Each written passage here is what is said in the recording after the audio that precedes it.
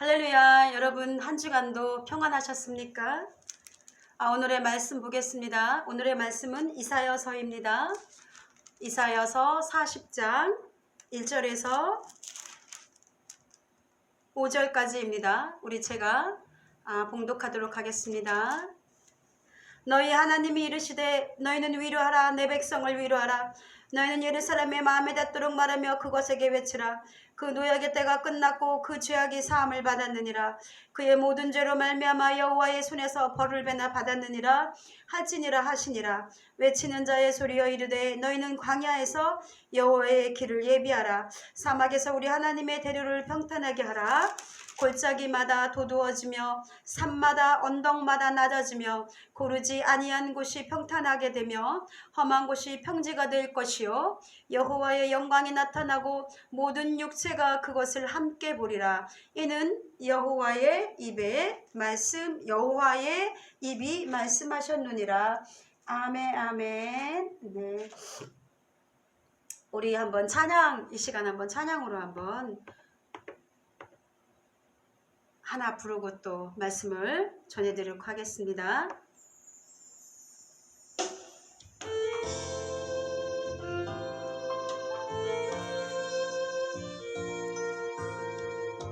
마음이 상한 자를, 우리 다 같이 한번 이 찬양 알면 같이 부를게요.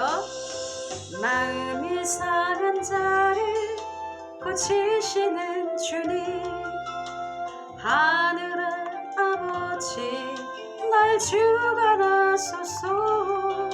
주의 길로 인도하사 자유케 하소서. 새 일을 행하사 품게 하소서. 의에 줄이고 목이 마르니 성령의 기름 부으소서.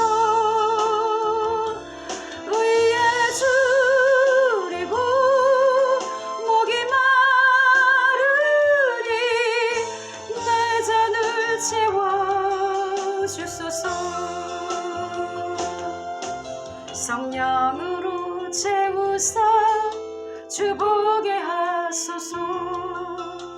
주의 임재 속에 은혜 알게 하소서. 주 뜻대로 살아가리 세상 끝날까지. 나를 빚으시고 새날 열어주소서. 의에 줄이고 목이 마르니 성령의 기름 부으소서. 의에 줄이고 목이 마르니 내 잔을 채워주소서. 아멘 아멘 아멘 아멘 아멘. 자, 우리 이사야서 40장 말씀을 하기 전에 우리 잠깐 이사야서에 대해서 한번 개략적으로 살펴보도록 하겠습니다. 이사야의 그 이름의 뜻은요, 여호와께서 구원하시다 라는 그런 뜻이랍니다. 그 이름대로 그 이사야 선지자는 우리 그 이사야서를 통해서 주님의 회복하심과 구원하심을 또 이렇게 선포했습니다. 우리 보면은요, 이사야서는 총 66장으로 되어 있다고 합니다. 성경이 66권인 것에 그것과 비교해서 너무나 좀 우연치고는 또 그런 그 66장으로 되어 있는데 1장에서 35장까지는요 우시야에서부터 유다왕 우시야에서부터 히스기야 왕 시대에 살았던 하나님의 백성에 대한 심판의 경고와 그리고 회복의 약속, 그리고 또 열방에 대한 심판과 그 주변에 있던 열방 많은 민족들이 있었죠. 그리고 구원에 대해서 증거하고 있습니다.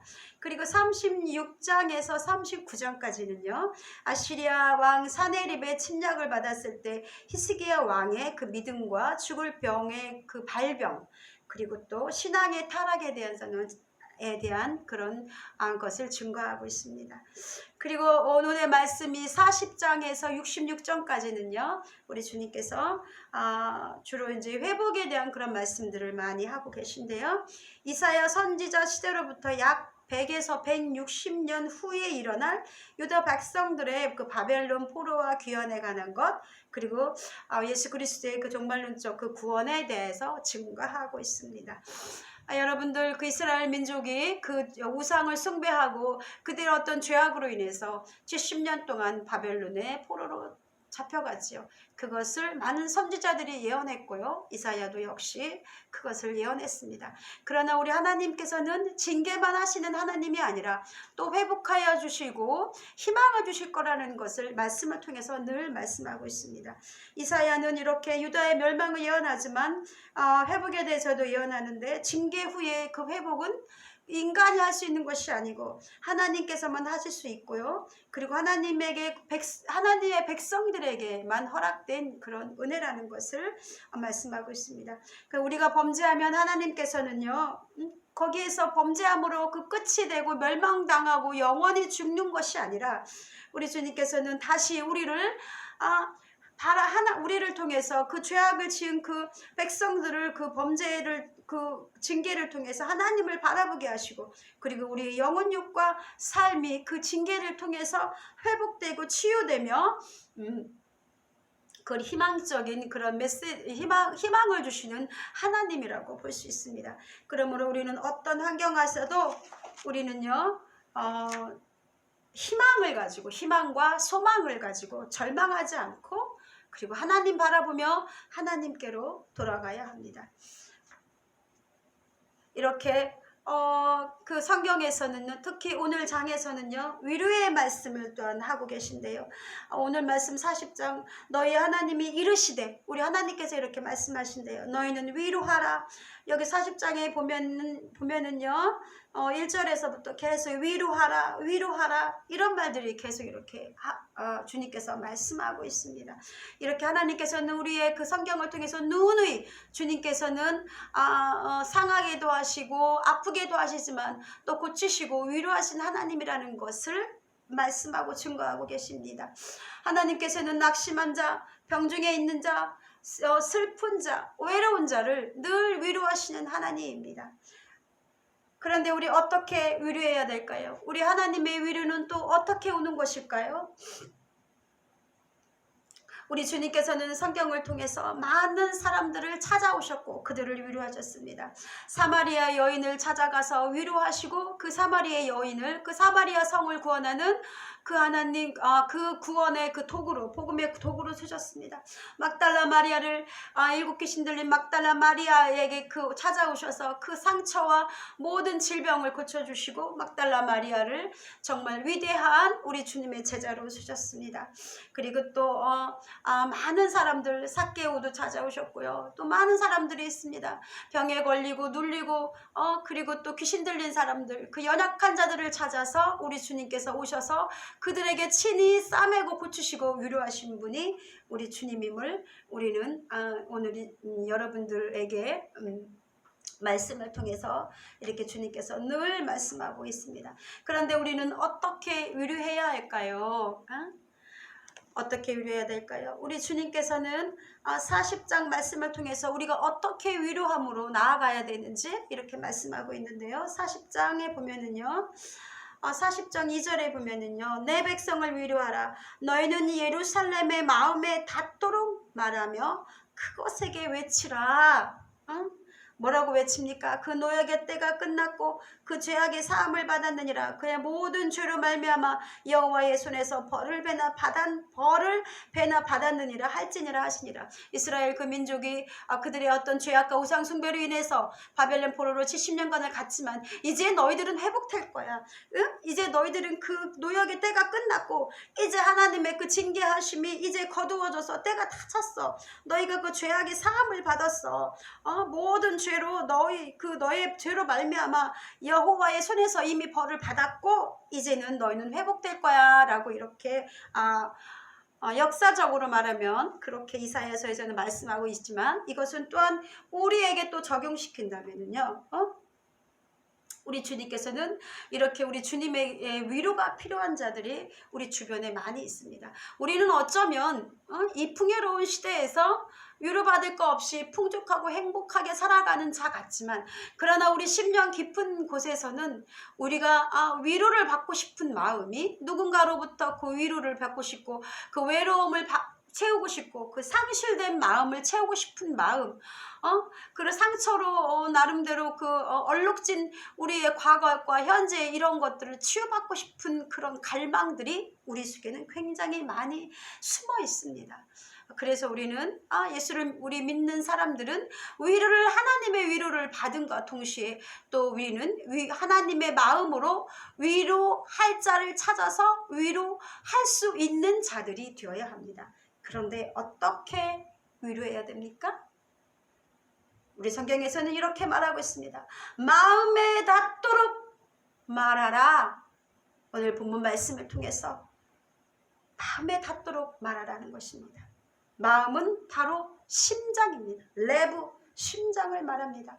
위로가 필요한 이들에게 우리는 건성으로 위로하는 척했지만 그들의 마음에 닿지 않는다면 그것은 공허한 메아리와 같고, 때로는 그 위로의 말을 나는 한 것 같지만 그것이 위로가 아닌 상처가 되어 다가오기도 한다는 것을 여러분들은 경험을 통해서 많이 아셨을 것입니다. 그렇습니다. 어떻게 위로해야 된다고요? 마음에 닿도록. 그런데 그 마음에 닿도록 위로하는 것이요, 쉬운 것입니까? 나는 마음에 닿도록 위로한다고 하지만 그것이 내 생각이죠. 상대방의 마음에 닿도록 우리가 위로해 본 적이 있습니까? 우리가 어떤 때 이런 위로를 할 수 있을까요? 오늘 이 시간 저는 나름대로 한번 정리해 보았습니다. 어떻게 하면 우리가 상대방의 마음에 닿도록 그 위로함을 할 수 있을까? 첫 번째, 우리는 상대방의 입장에서 봐야 합니다. 여러분들, 정말 코로나 때문에 많은 사람들이 고통당하고 있고 병중에 있고요. 그리고 또 어떤 그 면역, 그 백신의 어떤 부작용으로 인해서 좀 그 고통당하는 사람들이 있고요. 우리 그 의견이 정말 분분하게 갈라져 있습니다. 교회 안에서도 백신을 맞아야 된다, 맞지 말아야 된다. 그리고 또 나름대로 그 우연히 조심했는데 코로나를 옮긴 사람들에 대해서 뭐 어떤 사람은 그러더라고요. 이제 어떤 분이 그 확진을 통해서 많은 교회 사람들이 그분 때문에 이렇게 확진을 받았는데 교회 분들 어떤 분이 그랬대요. 내가 저 사람이 교회를 떠나야만 나는 그 교회를 나갈 것이다. 이렇게 반목과 서로 불신과 미움들이 이 영을 통해서, 코로나라는 것을 통해서 어느새 우리 마음 안에 들어왔고요. 그리고 또 우리 그 교회 안에도 들어왔습니다. 그것뿐만이 아니죠. 우리는 또 직장에서도 또한 여러 가지 그 코로나에 대한 의견 때문에 백신을 맞지 않은 사람과 맞은 자들의 그 사이에서, 백신의 부작용을 겪는 사람과 그렇지 않고 건강한 사람 사이에서 정책적인 여러 가지 그런 어떤 국가적인 그런 문제에 있어서 우리는 서로 의견이 분분하고 마음이 갈라져 있습니다. 어떻게 이것을 해결해야 될까요? 여러분들 생각해 보신 적 있습니까? 저는 이것들을 좀 한번 생각해 보았습니다. 사실 어떤 한 사람의 그런 입장을, 어떤 한 가지 그런 것들을 든다는 것이, 그 입장에 선다는 것이 사실은 쉬운 것은 아닙니다. 물론 자신이 소신이 있다면 그것을 통해서 나아가야 되겠죠.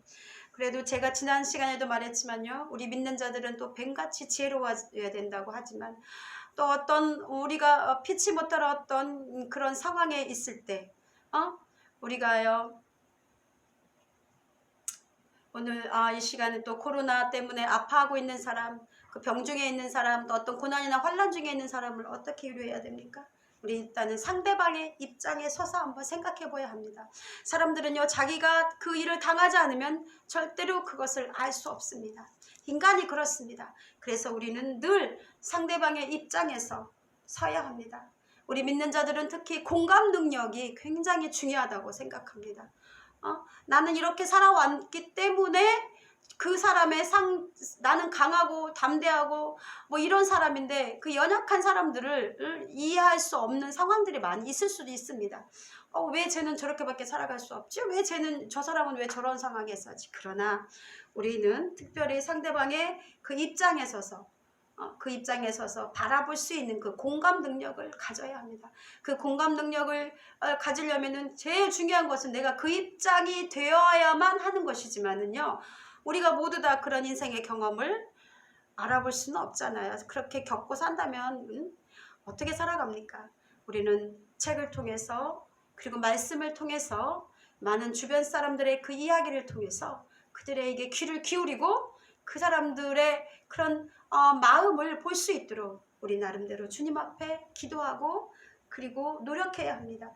두 번째, 또 역시 마찬가지로 같은 이야기지만 같은 눈높이에서 봐야 합니다. 내가 수준이, 내가 지금 나의 수준이 어떤 그 믿음의 수준이요, 이렇게 높다 하더라도 우리는 그 연약한 자들의 그 믿음을, 절대로 그 믿음을 무시해서는 안 됩니다. 우리는 우리 연약한 자의 그 믿음이었을 때를 생각하면서 우리가 그 연약한 자들의 그 믿음을 우리는 끌어안을 수 있어야 합니다. 그들의 눈높이에서 그들을 볼 수 있어야 하고, 내가 그 연약했을 때의 그 마음을 가지고 그들을 바라보고 그들에게 조언할 수 있어야 합니다. 그리고 자기 중심적으로 절대로 판단하면 안 됩니다. 나는 건강하니까, 나는 돈이 많으니까, 나는 또 이런 고난을 안 당했으니까, 내 가정은 행복하니까, 내 아내는 나에게 잘해주니까, 내 아이들은 속을 안 썩이니까, 내 남편은 정말 너무나 좋은 남자고 신실한 남자니까, 이런 사람들은요, 절대 그렇지 않은 사람들을 이해할 수 없습니다. 그러면서 우리는 우리 자기 중심적인 생각에서 떠나서 아파본 사람, 그리고 고난을 당해본 사람, 이런 사람의 그런 사람만이 똑같은 사람들 이해할 수 있듯이요, 자기 중심적인 생각에서만 벗어나 타인을 이해하는 그런 넓은 시선으로 바라봐야 합니다. 그래서 하나님께서는 어쩌면 그래서 이렇게 성경에 많은 사람들을, 우리 주님께서 이렇게 많은 사람들을 이렇게 기록으로 남겨놓으셨는지 모르겠습니다. 성경 속에는 많은 사람들이 있죠. 그렇죠? 부자도 있고 가난한 자도 있고 병든 사람도 있고 건강한 사람도 있고 교만한 사람도 있고 겸손한 사람도 있고, 그것이 우리 살아가는 삶의 모습이고 많은 사람들의 모습임을 우리 주님께서는 성경을 통해서 말씀하십니다. 그러므로 우리는 성경을 통해서 우리는 그렇게 그 사람들을 위로하는 자가 될 수 있어야 합니다. 그런데 진정 우리에게 위로를 선언하시는 분은 누구입니까? 그분은 바로 예수 그리스도입니다. 우리는 남을 위로할 수 있지만 그러나 동시에 위로를 받는 자여야 합니다. 우리는 사람의 위로도 받지만 그러나 사람이 절대로 건드릴 수 없는 어떤 우리 영적인 심령적인 부분에서는 하나님의 위로가 지극히 필요합니다. 우리 주님께서는 선포함으로 위로하십니다.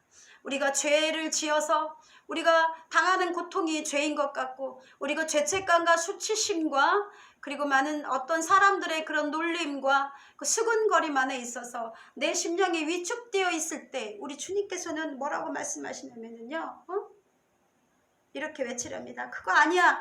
네 죄악이 사함받았고 그리고 너의 그 죄로 말미암아 모든 죄로 여호와의 손에서 이제 벌을 받았느니라 할지니라. 이제 선포하라는 것입니다. 그것이 죄 때문에 오는 고난일 수도 있지만, 그러나 우리 주님께서 너희가 회개함으로 돌이킴으로 이 죄를 다 사하여 주셨어. 그러므로 이제는 너희는 선포해야 돼. 이제는 너희는 회복될 시기야. 우리가 그렇게 내 스스로에게 선포해야 되고요, 외쳐야 되고요. 또한 그런 문제로 인해서 고민하고 고통당하는 사람들에게 이렇게 위로할 수 있어야 된다는 것입니다. 우리 그 마태복음 5장 4절에는요, 애통하는 자는 복이 있나니 위로를 받을 것이요 라고 말씀하고 있고, 시편 147편 3절에서는 상심한 자들을 고치시며 그들의 상처를 싸매시는도다 라고 이렇게 하나님의 성품에 대해서, 하나님이 어떤 분인지에 대해서, 그가 어떻게 우리를 위로하시는 분인지에 대해서 이렇게 말씀하고 있습니다. 우리 오늘 40장을 살펴보면요. 우리 처음에 우리 주님께서 위로하라. 내 백성을 위로하라. 이렇게 말씀하시고요. 에?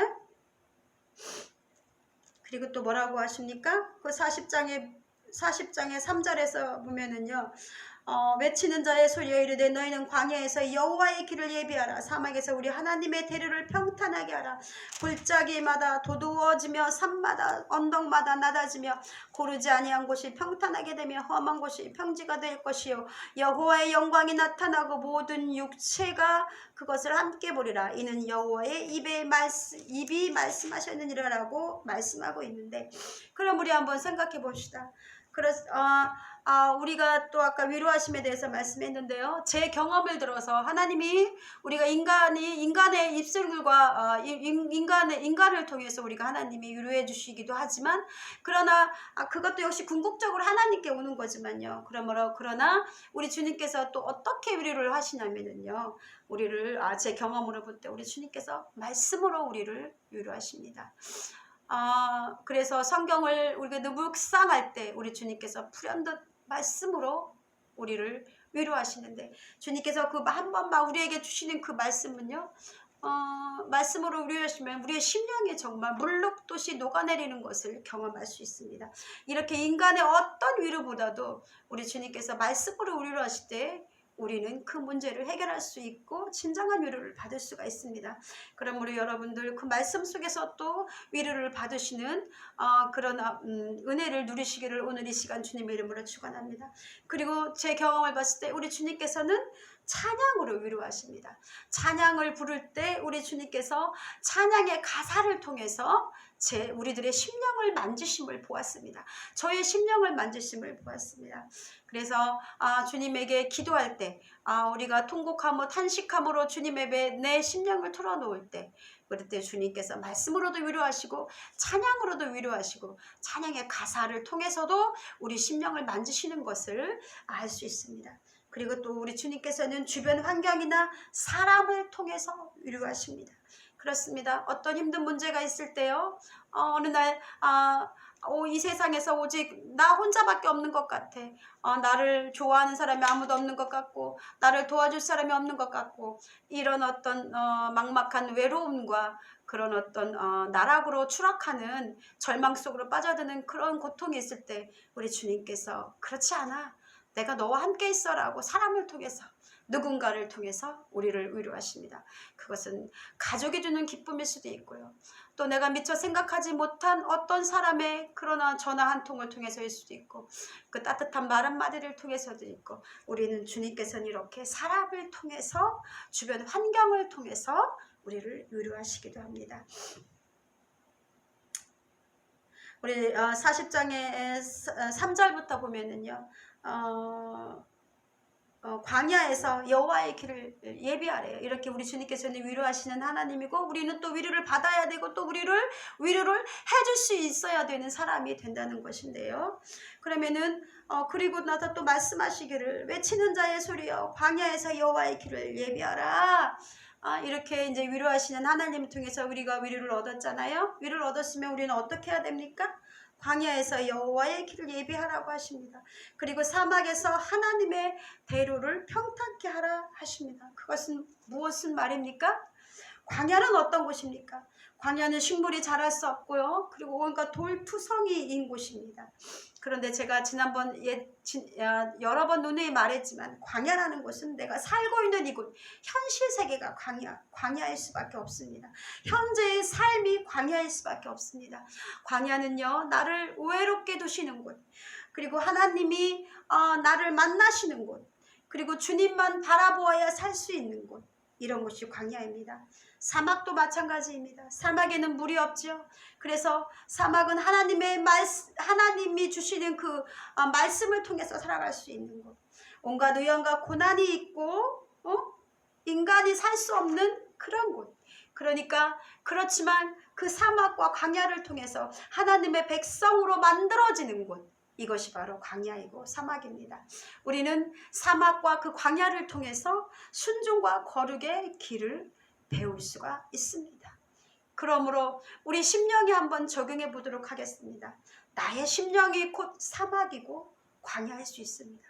우리 주님께서는 어떻게 하라고요? 이곳에서 여호와의 길을 예비하래요.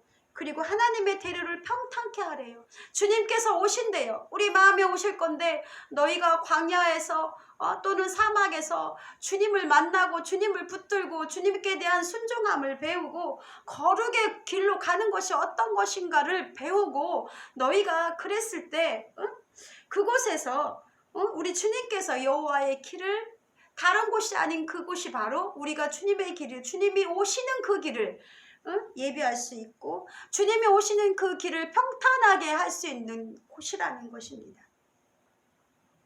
그런데 오늘 말씀을 통해서요, 우리가 어디 말씀을 또한 생각나게 하죠? 세례 요한이 떠오르죠. 요한복음 1장 23절에 보면은요, 나는 선지자 이사야의 말과 같이 주의 길을 곧게 하라고 광야에서 외치는 자의 소리로다라고 이렇게 요한복음 세례 요한을 통해서 이렇게 세례 요한에게 하셨던 그 말씀이잖아요. 세례 요한은 이런 사람이었어요. 광야에서 주님이 오실 길을 예비하는 자였어요. 세례 요한은 그런 자였는데요. 세례 요한이 그렇게 회개하라 천국이 가까웠니라 라면서 주님이 곧 오신다는 것을 우리 세례 요한이 외치고 그렇게 했을 때요. 세례 요한은 알고 있었잖아요. 이제 예수 그리스도가 곧 오실 거라는 것을 알 수 있었잖아요. 그렇죠? 그래서 회개의 세례를 광야에서 그렇게 외친 사람이 바로 세례 요한이었습니다. 주님께서 오셔서 곧 주님이 그래서 세례 요한은 그렇게 외침으로 인해서 주님께서 오실 길을 예비하고 또 평탄케 하고 사람들의 마음의 그 심령에 이제 곧 예수님께서 우리 주님께서 오실 거야. 구세주가 오실 거야. 너희들의 구세주가 오실 거야. 이러면서 세례 요한이 이렇게 많은 사람들에게 외치고 그들에게 회개의 회개를 선포하고 이름으로써 그들의 마음속에 주님이 들어갈 그 길을 구원자가 오실 그 길을 예비하였다는 것입니다. 그러므로요 우리는요 이 말씀을 통해서요 어떻게 해야 됩니까? 우리 4절 보겠습니다. 골짜기마다 도도어지며 산마다 언덕마다 낮아지며 고르지 아니한 곳이 평탄하게 되며 험한 곳이 평지가 될 것이요. 그러니까 우리는 광야에서 주님의 길을 예비하고 사막에서 대로를 평탄하게 하라는 것은 우리의 심령밭이 우리 광야처럼 심령 이게 언덕마다 낮아진다는 것은 뭐냐면요. 우리의 교만한 마음이 우리의 마음을 회개하고 낮추어야 된다는 것입니다. 그래야 그것들이 낮아질 수 있도록 우리 그 높아진 교만한 마음을 주님 앞에 회개하고 낮추어야 된다는 것입니다. 그랬을 때 우리 주님께서 오시는 그런 심령의 밭이 오시는 그 길을 준비할 수 있다는 것입니다. 그리고 예수님이 예수 그리스도께서 종으로 오셨듯이요 가장 낮은 자리로 우리가 내려와야 된다는 것을 말씀하고 있습니다. 고르지 아니하는 것이 평탄하게 된다는 것은 또 한번 또 생각해 봅시다. 여러분들의 지금 삶을 한번 돌아보시기 바랍니다. 여러분들의 심령의 그런 심령을 한번 여러분들 보시기 바랍니다. 여러분들의 심령이 평탄합니까? 여러분들의 삶이 울퉁불퉁합니까? 뾰족합니까? 평안합니까? 거칩니까? 우리의 그 삶 속에서 있는 그 관계가 매끄럽지 못합니까? 막혀 있습니까? 울퉁불퉁합니까? 그렇다면 내 심령의 그 아픔이나 상처로 인해서 막히거나 더 이상 나아갈 수 없는 그런 지경에 있습니까? 여러분들 그렇습니까? 그런 곳이 내 마음이 그렇습니까? 내 삶의 환경이 그렇습니까? 내가 주변 사람들의 관계가 그렇습니까? 여러분들 어떻습니까? 그러면은 어떻게 하라는 것입니까? 일단은 내 심령의 그 밭을 뾰족한 부분을 부드럽게 하라는 것입니다. 관계에서 험악했던 그것을 우리가 용서와 사랑으로 갈아엎고 내 마음에서 그것이 평지가 되게 하라는 것입니다. 그랬을 때 우리 주님께서 우리의 인생 가운데 주님의 대로를 열어갈 것이다 라고 이렇게 말씀하고 있습니다. 그곳에 우리의 심령에 부들부들해지고 뾰족하지 아니하고 평탄하고 그리고 또 그런 곳에 거칠지 아니하고 그런 곳에 우리 주님께서 심령에 오셔서 우리 안에 주인이 될 수 있다는 것입니다.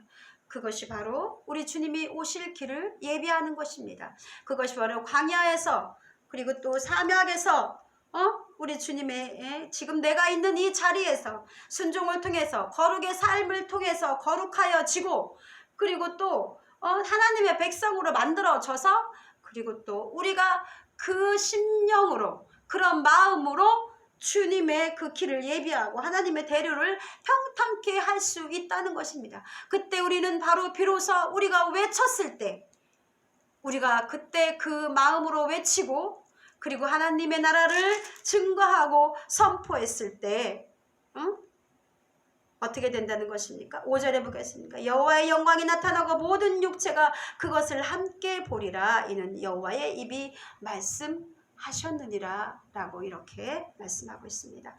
우리 40장 그 6절에 보겠습니다. 말하는 자의 소리여 이르되 외치라. 뭐라고 외쳐야 됩니까? 우리 이렇게 외치는 자 우리들은 또 어떻게 외쳐야 됩니까? 뭐라고 외쳐야 됩니까? 모든 육체는 풀이여 그의 모든 아름다움은 들의 꽃과 같으니 푸른 마르고 꽃은 시듬은 여호와의 기운이 그 위에 불미라. 백성은 실로 풀이르다 푸른 마르고 꽃은 시드나 우리 하나님의 말씀은 영원히 서리라. 우리는 그러므로 우린 이렇게 외쳐야 됩니다. 모든 주권과 영광을 하나님께 돌리는 사람이 되어야 된다는 것입니다. 그렇습니다. 모든 육체는 푸르고 오직 우리 하나님의 말씀은 영원히 서리라. 이렇게 우리 외쳐야 된다는 것입니다. 그리고 우리 9절에 보겠습니다. 40장 9절에 아름다운 소식을 시온에 전하는 자여 너는 높은 산에 오르라. 아름다운 소식을 예루살렘에 전하는 자여 너는 힘써 소리를 높이라. 두려워하지 말고 소리를 높여 유다의 성읍들에게 이르기를 너희 하나님을 보라. 보라 주 여호와께서 장차 강한 자로 임하실 것이요 친히 그의 팔로 다스리실 것이라. 보라 상급이 그에게 있고 보응이 그의 앞에 있으며 그는 목자같이 양떼를 먹이시며 어린 양을 그 팔로 모아 품에 안으시며 젖먹이는 암컷들을 온전히 인도하시는도다. 아멘. 그래서 우리는 또 아름다운 소식을 전하는 자가 되어야 된다는 것입니다. 어떤 소식이요? 우리 예수 그리스도는 우리의 구세주이시며 십자가의 피로 우리의 죄를 사하시고 그리고 세상에 임하시는 하나님의 영광이 온 세상에 임해 있고요. 그리고 하나님은 다스리시는 하나님이십니다. 이 세상을 다스리고 통치하시는 하나님이 있습니다. 그리고 우리의 삶을 인도하시는 하나님입니다. 당신의 자녀들을 절대로 버리지 아니하고 그 팔로 모아서 품에 안으시고 그리고 젖먹이는 암컷들을 온전히 우리의 그 삶을 그 삶을 우리 주님께서 인도하시는다는 것을 이렇게 우리가 선포해야 되고 그리고 전해야 된다는 것입니다. 여러분 정말 코로나 때문에 그리고 우리의 심령 겉으로 보기에는요 우리가 평탄한 것처럼 보고 행복한 것처럼 보이고 우리가 많은 물질을 누리고 이렇게 너무나 좋은 환경 속에 살고 있지만 여러분들 심령을 한번 보시기 바랍니다. 여러분들 심령이 어떻습니까? 여러분들 심령이 피폐해 있습니까? 여러분들 마음이 상해 있습니까? 여러분들 하나님을 알지 못하고 있습니까? 그렇다면 오늘 이 시간 일단 우리 주님의 앞으로 나아가서 회개하고 그리고 내 심령을 회복하고 그리고 또 그 회복된 그 마음으로 주님께서 오실 길을 예배하고 그 하나님의 대로를 평탄케 하며 그리고 주님의 영광을 모든 사람들에게 드러내는 주님의 영광을